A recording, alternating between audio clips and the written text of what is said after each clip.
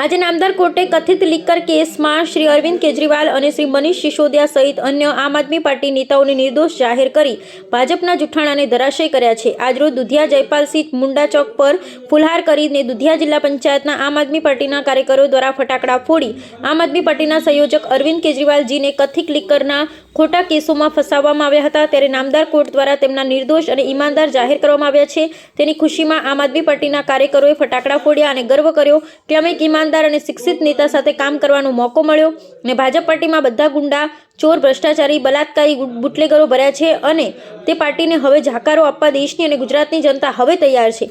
વિજયભાઈ મથુરભાઈ નીનામા ઉપપ્રમુખ આમ આદમી પાર્ટી લીમખેડા, કાળુભાઈ માવી કિસાન સેલ પ્રમુખ લીમખેડા, ભરતભાઈ માવી પ્રભારી દુધિયા જિલ્લા સીટ, વિજયભાઈ ડાંગી, રાયસિંગભાઈ ડાંગી જુનાવડિયા તાલુકા સીટ પ્રભારી, કનુભાઈ માવી, પ્રતાપભાઈ ડામોર, વિનોદભાઈ તડવી, રાજુભાઈ અમલિયા, રાજેન્દ્રભાઈ મશાર તથા નામી અનામી તમામ કાર્યકરો હાજર રહ્યા હતા।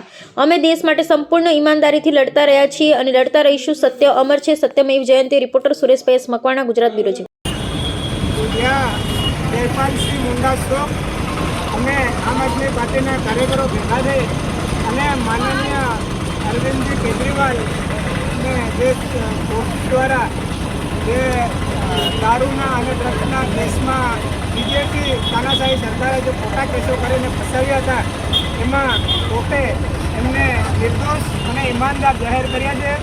એટલે અમે અહીંયા આમ આદમી પાર્ટીના કાર્યકરો તમામ સાથે મળે અને અરવિંદભાઈ કેજરીવાલને સંબોધે છે અને એવા ઈમાનદાર નેતા અમને મળ્યા છે એમનો અમને આનંદ છે। જય હિન્દ, જય જય ગરવી ગુજરાત।